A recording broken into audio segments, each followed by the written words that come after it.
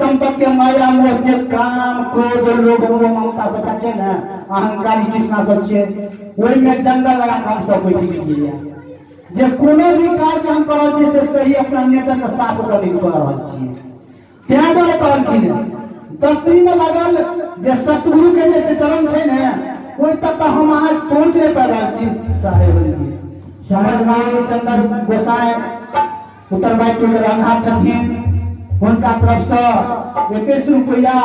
दान करे बहुत बहुत साधुवाद सुहाग दक्षिण बैठू कर छी वो करे था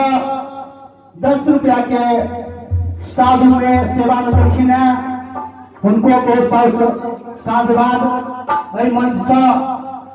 आगे बदलखिन जे सर्वप्रथम हम जे काम से एलिए या वो काम करी, गुरु के प्रति विश्वास रखबे, वह बेड़ा पार कर दे। मतलब साहब कहने छलखिन है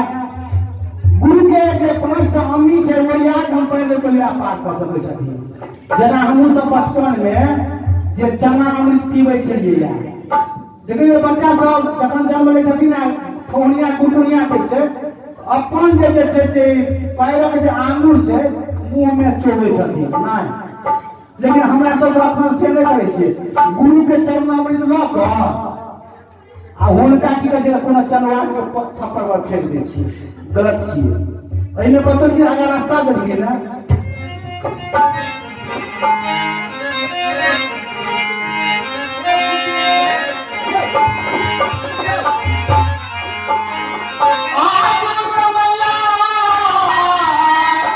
महान भेलै बहिना